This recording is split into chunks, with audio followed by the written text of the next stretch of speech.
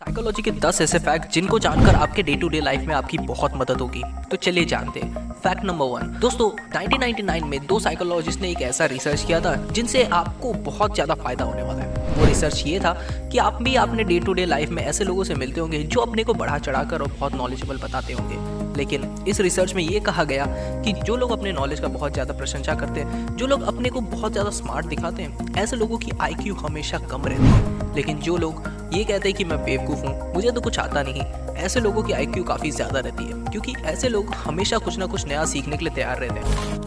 दोस्तों 2011 में एक सर्वे किया गया था जिसमें दो ग्रुप को अलग अलग म्यूजिक सुनने के लिए दिया गया था, जिसमें एक ग्रुप को तो खुशी वाले म्यूजिक यानी कि एनर्जेटिक मोटिवेशनल वाले म्यूजिक सुनने के लिए कहे गए थे, और वहीं दूसरे ग्रुप को उदास दुखी कर देने वाले ऐसे म्यूजिक सुनने के लिए कहे थे। ऐसा हुआ कि डे के एंड में दोनों ग्रुप के लोगों को अपने फीलिंग शेयर करने के लिए इमोजीज यूज करने के लिए कहा गया था। और आप मानोगे नहीं कि जो लोगों ने अच्छे एनर्जेटिक म्यूजिक सुने थे उन्होंने स्माइली खुश रहने वाले इमोजीज यूज किए, और जिन्होंने दुखी वाले गाने सुने थे उन्होंने दुखी वाले इमोजीज यूज किए। तो ये सच है कि हमारा म्यूजिक हमें बहुत इंस्पायर करता है।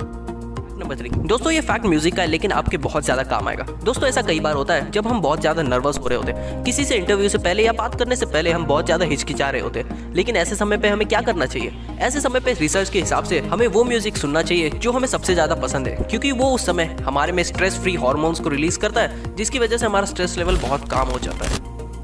दोस्तों आज के समय में मोबाइल हमारे लिए बहुत ज़्यादा ज़रूरी है। शायद हम मोबाइल के बिना एक दिन भी बिता ना पाए, लेकिन इससे रिलेटेड एक मैं आपको जानकारी देना चाहूँगा। दोस्तों ऐसा कहा गया है कि 68% लोग जो मोबाइल चलाते हैं, फैंटम वाइब्रेटर सिंड्रोम होता है। अब ये सिंड्रोम क्या है? इस सिंड्रोम में सबको ऐसा लगता है कि उनके फ़ोन पे हर वक्त कॉल या नोटिफिकेशन आ रहे होते हैं, उनका फ़ोन वाइब्रेट कर रहा है, जबकि एक्चुअली में ऐसा कर नहीं रहा होता। तो क्या आपको ये सिंड्रोम है?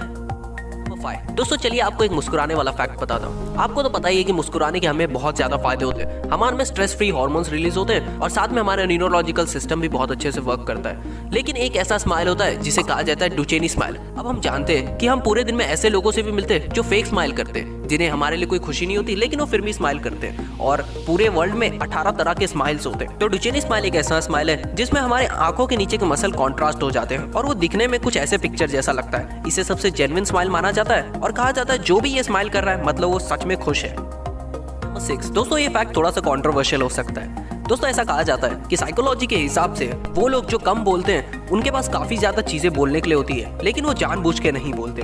अब इसके दो कारण बताए जाते हैं। पहला कि वो सामने वाले की रिस्पेक्ट करते हैं और उन्हें किसी भी तरह से हर्ट नहीं करना चाहते, लेकिन दूसरा वाला काफी कंट्रोवर्शियल है। दूसरे फैक्ट के हिसाब से वो लोग इसलिए नहीं बोल रहे क्योंकि वो आपको बेवकूफ समझते हैं। इसलिए जो कम बोल रहा है उसे कम मत समझिएगा, क्योंकि हो सकता है उसके मन में कुछ और ही चल रहा हो।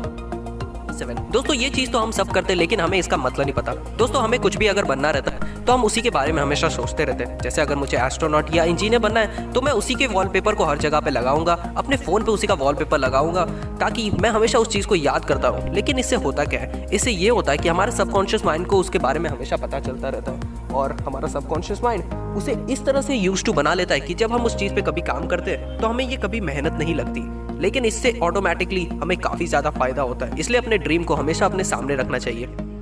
नंबर 8 दोस्तों, कभी आप किसी से बातें कर रहे हैं और अचानक से आपकी नजर उसके हाथ पे गई। अगर वो अपने उंगलियों को बंद करके अपने अंगूठे को बीच में दबा रहा है तो इसका ये मतलब है कि वो शायद आपसे बोर हो रहा है या उसे ये कन्वर्सेशन कंफर्टेबल नहीं लग रही है। इस चीज में आप दो चीजें कर सकते हैं कि या तो आप कन्वर्सेशन को यहीं रोक दीजिए या ऐसी बातें कीजिए जिससे उसे अच्छा लगे। इससे ये होगा कि आपकी इंटीग्रिटी उसके सामने खराब नहीं होगी, वरना हो सकता है कि कभी वो आपसे बात भी ना करे।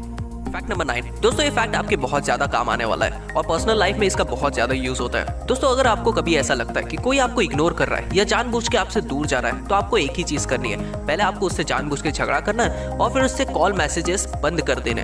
आपको उस जगह पे भी जाना छोड़ देना है जहाँ पे वो आता है। इससे क्या होगा कि एक हफ्ते में आपको पता चल जाएगा कि अगर वो आपसे बात करने आ रहा है तो इसका ये मतलब है कि वो आपकी वैल्यू गिरा रहा था, लेकिन इस चीज से आपकी वैल्यू वापस आ जाएगी। और अगर वो आपसे बात करने नहीं आ रहा है तो हो सकता है कि वो सिर्फ किसी फायदे के लिए ही आपके पास रुका था और उसका कभी इंटरेस्ट आपसे बात करने में था ही नहीं। तो इसे प्लीज एक बार जरूर यूज करके देखिएगा अगर आपको कहीं से इग्नोरेंट फील होता है तो। फैक्ट नंबर 10 दोस्तों, लव के बारे में साइकोलॉजी का क्या कहना है, क्योंकि इसे जानकर शायद आप लव करना भी छोड़ दें। तो साइकोलॉजी के हिसाब से लव एक कोकेन की तरह है, क्योंकि जब भी कोई इंसान लव में होता है उसके न्यूरोलॉजिकल चेंजेस काइंड ऑफ ऐसे ही सिमिलर होते हैं जैसे कोई इंसान ड्रग में कोकेन ले ले। अब ये इतना ज्यादा डेंजरस तो नहीं है, लेकिन ऐसा साइकोलॉजी कहती है कि इंसान लव में ऐसी चीजें मानने और करने लगता है जो कि वो कभी मानने भी नहीं वाला था और ना ही वो कभी कर सकता था, यानी कि बेवकूफों वाली चीजें। वैसे सिर्फ जिसके जिंदगी में सिर्फ लव ही भरा हो उसे बेवकूफों की ही भाषा कहते हैं।